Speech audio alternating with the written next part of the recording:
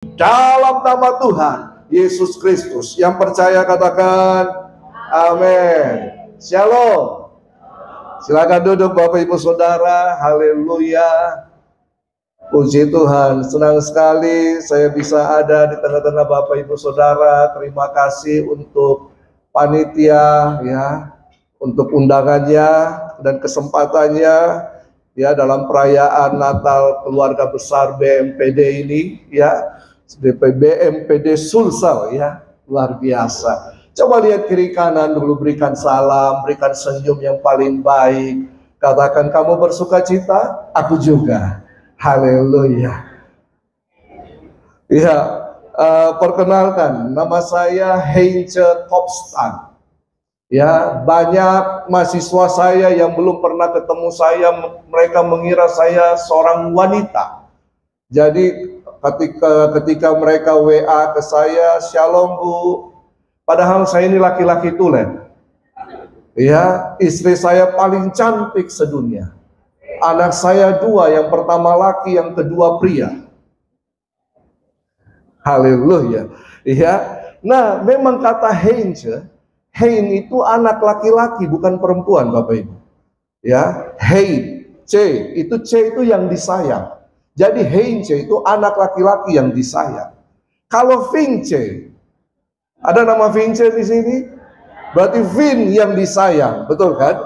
Kalau Yance, Yan yang disayang ya. Tapi selama umur hidup saya tidak pernah mendapatkan nama seorang wanita yang bernama Heinze. Ya, tidak ada. Ya, laki-laki pasti itu. Oke, saya seorang dosen. Saya dosen tetap di STI Bali. Saya juga sekretaris daerah Badan Pengurus daerah Gereja Betel Indonesia Sulawesi Selatan, dan juga sekretaris PGPI Sulsel. Ya. Jadi firman Tuhan yang akan saya bawakan pada hari ini adalah Natal membawa harapan baru. Jadi kita ambil dari tema besar, marilah sekarang kita pergi ke Bethlehem.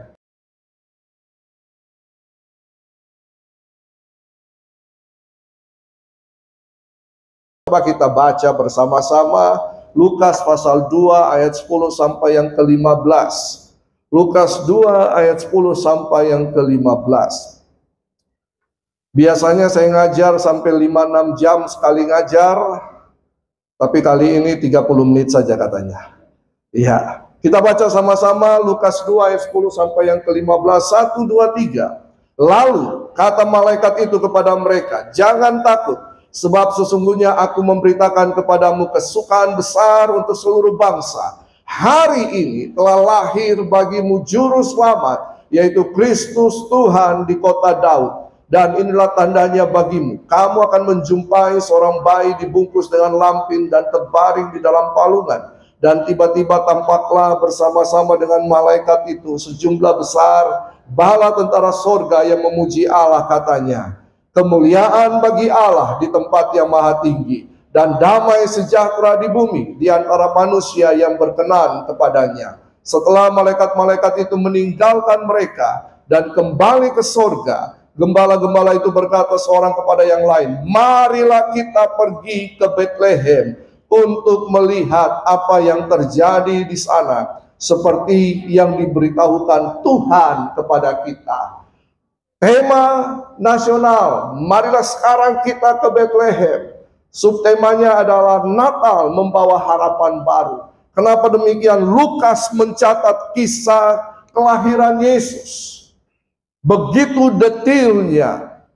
Bahkan dikatakan ketika malaikat datang mengunjungi para gembala di tengah malam buta, malaikat datang kepada gembala. Kenapa kepada gembala? Ini dia. Gembala, status gembala itu adalah status yang rendah di dalam strata masyarakat Yahudi. Tetapi juga ada yang mengatakan bahwa gembala ini adalah para imam yang mengembalakan domba-domba yang nanti akan dipersembahkan di bait Allah. Entah yang mana, tapi malaikat datang kepada para gembala. Entah untuk strata masyarakat yang rendah, paling rendah yang tidak dianggap, dan juga untuk yang merasa yang punya sorga. Betul kan? Para imam, para pendeta, malaikat menyampaikan, jangan takut. Jangan takut, sebab sesungguhnya aku memberitakan kepadamu kesukaan besar untuk seluruh bangsa. Hari ini telah lahir bagimu juru selamat, yaitu Kristus Tuhan di kota Daud. Saya percaya berita jangan takut ini bukan karena para gembala takut melihat malaikat. Tapi saya percaya ketakutan ini itu dialami oleh seluruh umat manusia, betul kan? Adakah di antara Bapak Ibu Saudara yang tidak pernah merasa takut? Tolong angkat tangan. Yang pernah merasa takut, angkat tangan. Yang tidak, angkat tangan. Karena itu berita sorga mengatakan jangan takut. Nah, kenapa kita jangan takut? Salah satu masalah terbesar manusia dan penyebab bagi masalah-masalah yang lain adalah ketakutan. Katakan ketakutan. Katakan kiri kanan. Kamu pernah takut? Jangan takut. Iya. Mengapa kita takut? Iya. Mengapa kita takut? Nah ini ada beberapa alasan. Saya cuma mengambil 2 alasan. Ketakutan terjadi karena kita tidak mempunyai kendali atas situasi atau keadaan atau atas sesuatu, atas seseorang. Kita tidak punya kendali, kita tidak punya kuasa. Ya, karena kita tidak punya dekeng. Kalau kita punya dekeng, kita berani, betul kan? Kalau kita punya uang, kita berani. Saya berada di tengah komunitas penguasa keuangan Indonesia, bahkan dunia. Luar biasa. Ya, karena kita tidak punya kendali, maka kita takut. Yang kedua, ketakutan terjadi karena kita tidak punya pengharapan akan hari esok. Kita tidak tahu masa depan kita. Takut tahu kan hari esok. Betul kan? Kita tidak tahu apa yang akan terjadi dalam kehidupan kita. Makanya ada ketakutan. Di tengah situasi ekonomi dunia yang seperti ini, saya percaya kita pun mengalami ketakutan. Para praktisi keuangan mengalami ketakutan juga. Betul apa betul? Oh, tidak betul ya? Tidak betul ya? Kita tidak bisa pegang kendali akan apa yang terjadi hari esok. Makanya kita takut. Oleh karena itu berita ini dikatakan jangan takut. Kenapa? Kenapa kita tidak harus takut? Ketakutan merupakan sifat manusia, iya. Tapi kenapa kita dikatakan malaikat berkata jangan takut? Sebab ini. Lalu kata malaikat itu kepada mereka, jangan takut sebab sesungguhnya aku memberitakan kepadamu kesukaan besar untuk seluruh bangsa. Hari ini, katakan hari ini, telah lahir bagimu.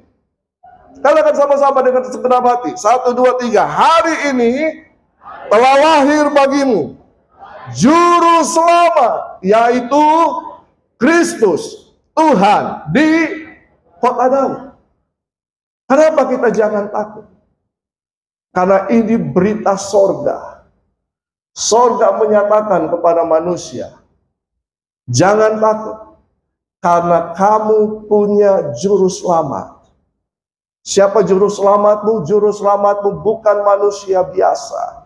Juru selamatmu bukan orang yang tenar. Juru selamatmu adalah Kristus Tuhan. Amin. Kristus Tuhan. Kristus yang berarti sang raja yang diurapi. Juru selamat kita adalah sang raja, Tuhan, Kurios, yang mempunyai segala sesuatu. Dialah sumber, dialah Tuhan atas segala sesuatu, atas semua yang ada.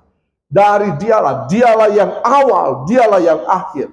Dia yang pegang kendali atas seisi dunia ini, sealam semesta dan dalam kehidupan kita. Amin. Kita jangan takut, karena kita punya juru selamat, yaitu Kristus Tuhan. Ini berita penting bagi kita. Ini berita penting di tengah kegelapan dunia. Kita punya juru selamat, Kristus Tuhan. Oleh karena itu, ketakutan akan meniadakan pengharapan. Ketakutan akan menghapus kepastian kehidupan.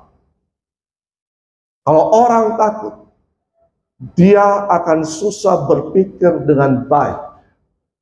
Dia akan mengambil tindakan-tindakan yang cenderung merugikan dirinya. Makanya, ketakutan meniadakan pengharapan dan menghapus kepastian kehidupan. Oleh karena itu, kalau hari ini Bapak Ibu Saudara sedang dilanda ketakutan, apapun itu, dengarkan baik-baik. Malaikat menyatakan kepada para gembala, dan mereka memuliakan Allah, kemuliaan bagi Allah di tempat yang maha tinggi, dan damai sejahtera di bumi. Kenapa dikatakan damai sejahtera? Karena juru selamat Kristus Tuhan itu pembawa damai sejahtera.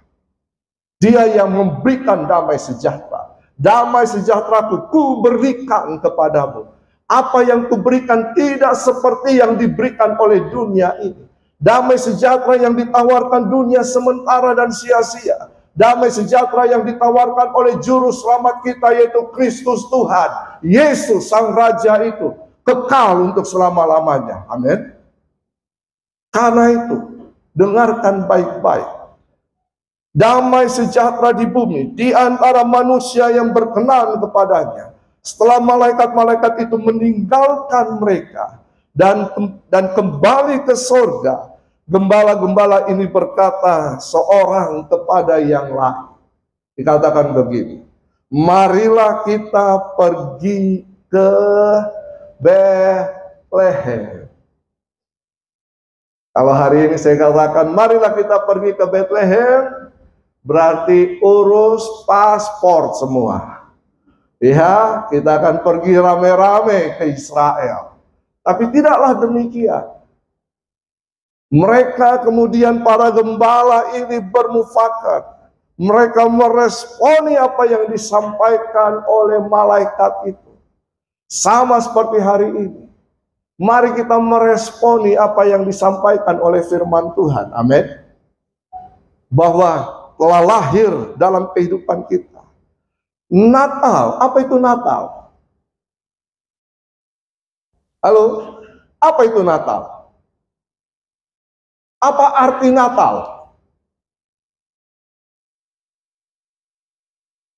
Kita merayakan Natal, tapi apa arti Natal? Natal berarti kelahiran, kan? Betul kan? Tapi yang uniknya, kita semua lahir, betul kan? Atau ada semua yang datang dari dunia lain yang tidak dilahirkan? Coba lihat kiri kananmu, ada nggak yang kakinya di atas lantai melayang-melayang? Semua dilahirkan kan Bapak Ibu? Betul kan? Kita semua dilahirkan. Tapi ada satu peristiwa Natal yang terluar biasa. Yesus Kristus lahir. Amin. Semua kita Natal, tapi ada satu peristiwa penting, satu peristiwa yang diagungkan, kelahiran Sang Juru Selamat kita. Karena itu dikatakan, marilah kita ke Betlehem. Ada apa di Betlehem? Mika 5 ayat 2. Mika 5 ayat 2 berkata begitu. Tetapi engkau, hai Betlehem Efrata, hai yang terkecil di antara kaum-kaum Yehuda, Daripadamu akan bangkit bagiku seorang yang akan memerintah Israel, yang permulaannya sudah sejak purbakala, sejak dahulu kala. Dikatakan Bethlehem Efrata, hai yang terkecil. Kekristenan di Indonesia minoritas kecil. Mungkin Bapak Ibu Saudara ada di dunia perbankan. Sebagai orang percaya, kita minoritas, kita kecil. Kita tidak dianggap, kita tidak dipandang. Tapi justru Tuhan memperhatikan yang kecil. Amin.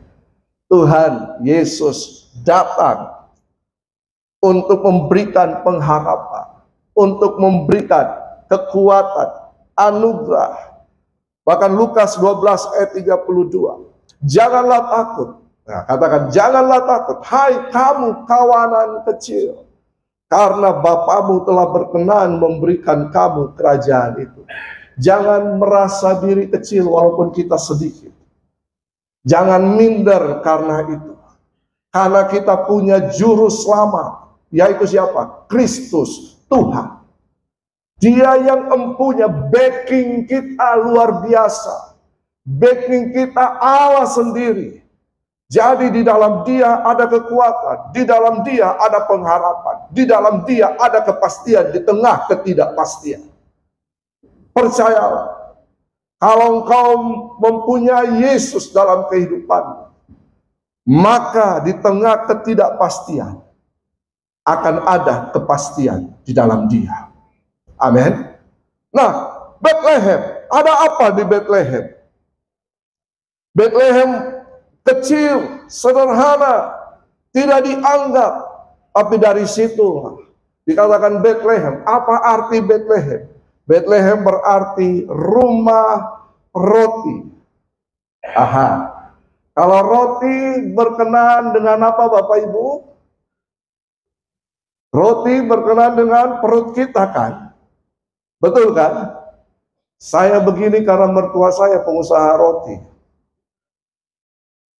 Ya, tiap hari saya makan roti. Saya dulu kurus kerempeng, kutilang darat, kurus tinggi langsing dada rata. Sampai pertama ketemu mertua saya dibilang, "Hi, kenapa ini ada orang yang kurus kerempeng seperti ini? Nanti kalau ditiup angin terbang, saudara." Tapi sekarang saya menjadi gemuk. Ketika saya gemuk seperti ini, dia berkata, "Kau terlalu gemuk, kuruskan lagi." Haleluya. Kenapa? Karena saya ada di tempat yang baik, di rumah roti. Saya makan roti tiap hari. Ya, makanya saya dan istri saya ini bertumbuh, kami bertumbuh bersama-sama. Ya, dulu memang kami kurus, kami bertumbuh bersama-sama. Berarti Bethlehem menggambarkan ada suatu kepastian, ada suatu pengharapan, ada kehidupan yang lebih baik.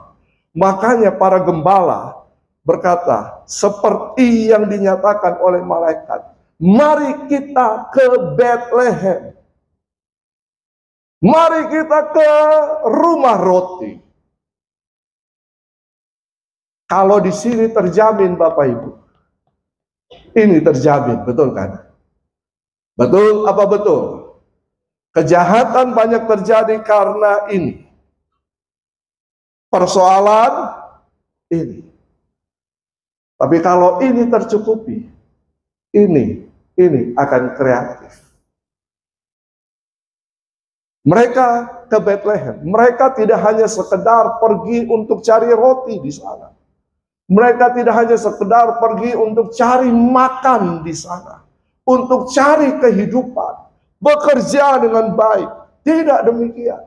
Tetapi justru di Bethlehem, mereka bertemu dengan yang namanya roti hidup itu sendiri. Yesus berkata dalam Yohanes 6 ayat 35, kata Yesus kepada mereka, "Akulah roti hidup. Barang siapa datang kepadaku, ia tidak akan lapar lagi. Dan barang siapa percaya kepadaku, ia tidak akan haus lagi. Ini jaminan yang pasti di tengah ketidakpastian. Jaminan dari siapa? Dari Sang Juru Selamat, Kristus Tuhan.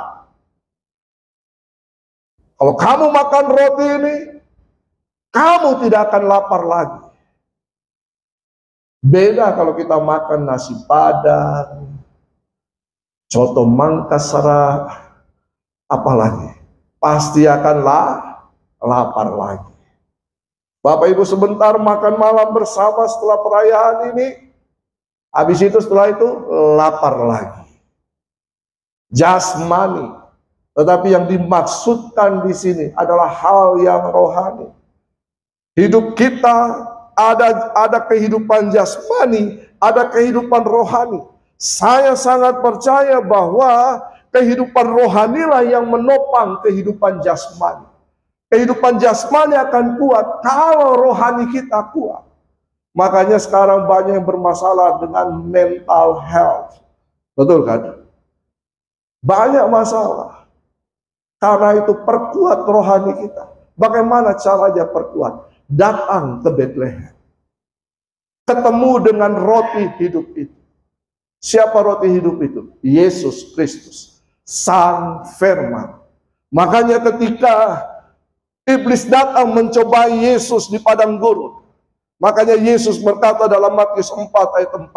Tetapi Yesus menjawab, ada tertulis, manusia hidup bukan dari roti saja. Benar Pak, Indonesia bukan roti, tapi ada fuyung hai, capcay, nasi goreng, dan sebagainya.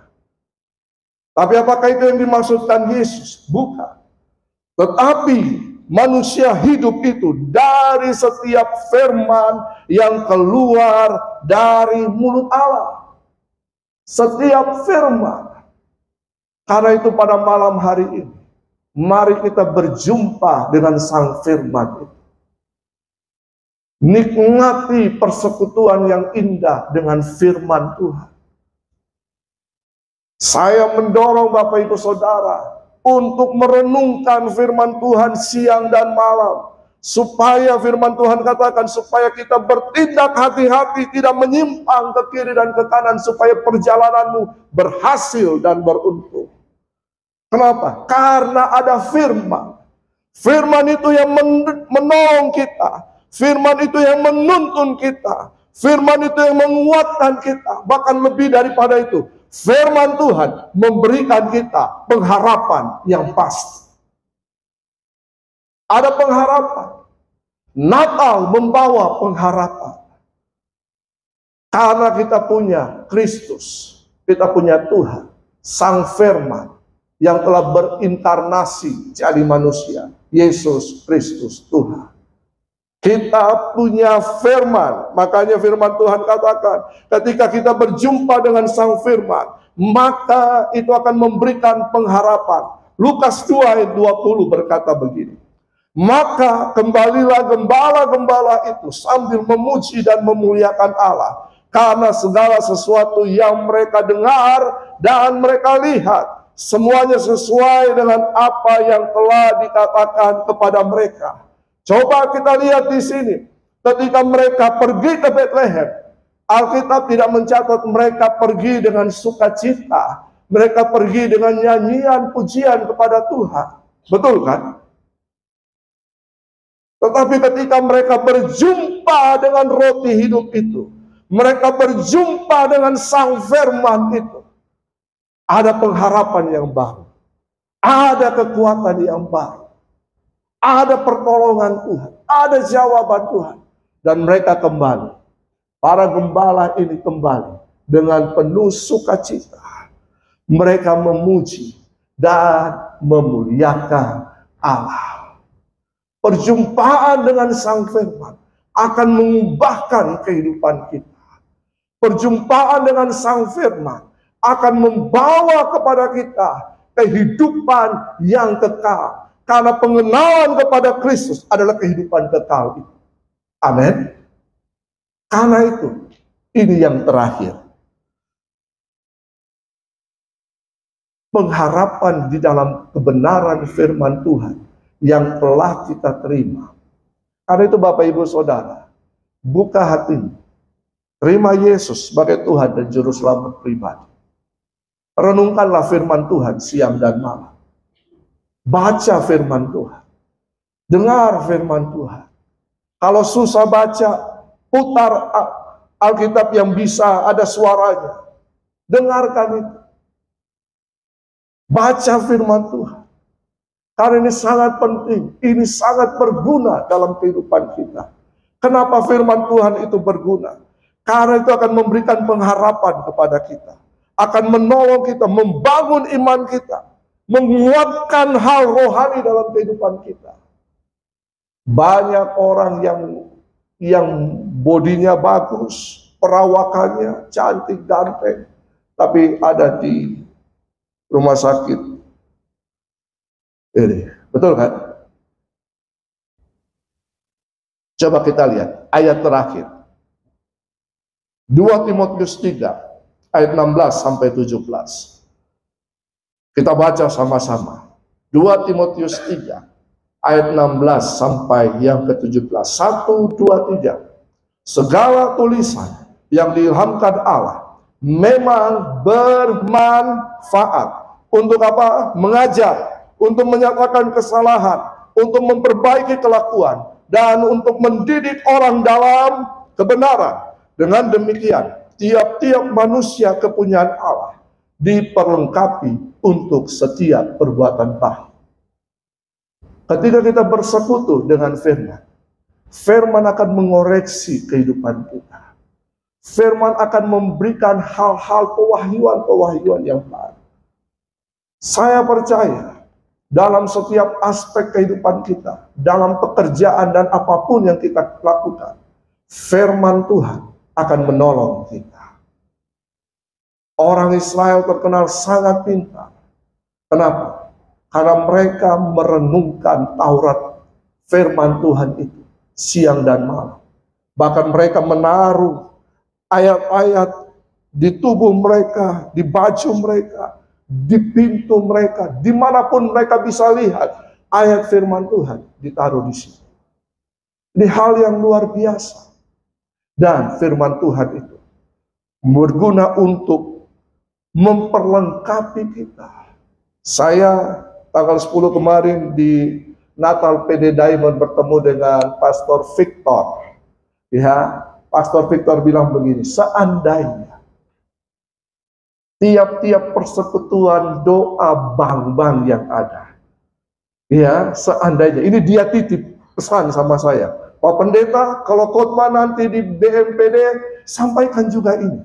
Seandainya tiap PD ini, PD, persekutuan doa bank-bank yang ada, tiap bulan melakukan perbuatan-perbuatan baik.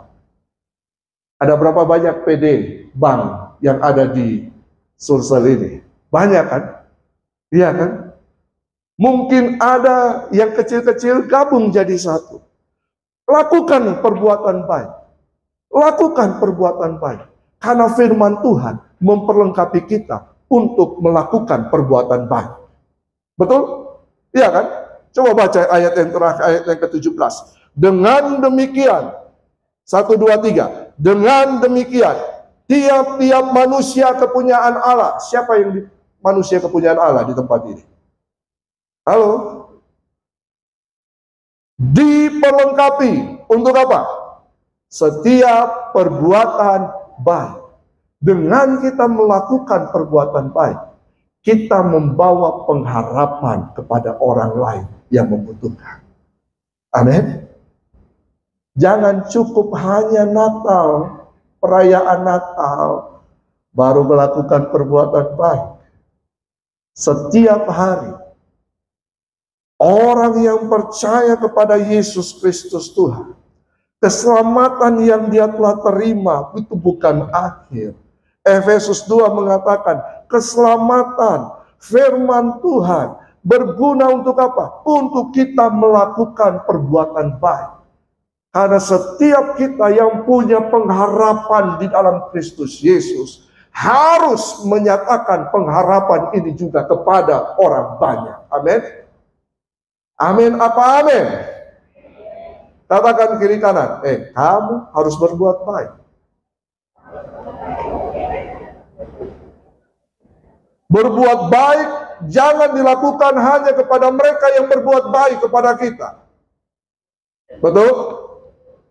Apa yang terjadi? Saya percaya ketika gembala bertemu dengan Yesus, mereka kembali dengan sukacita. Mereka tidak diam-diam. Tapi mereka juga akan menyatakan kepada teman-teman mereka yang lain, "Hei, saya sudah ketemu dengan Kristus. Hei, saya sudah ketemu dengan Sang Firman. Saya sudah ketemu dengan pengharapan itu. Mari bersama-sama kita datang kepada Dia." Lakukan perbuatan baik. Traktir saya juga berbuat baik. Tapi bukan itu. Saudara memberi makan mereka yang kekurangan, yang lemah, menguatkan mereka. Mereka yang lagi tidak berdaya, yang lagi sedih. Mereka yang ada di penjara, mereka yang membutuhkan. Karena ada pengharapan, kita kerjakan itu. Supaya mereka pun mendapatkan pengharapan. Marilah sekarang kita ke Bethlehem. Sebab kelahiran Yesus menyatakan pengharapan yang pasti di dalam kita. Amin.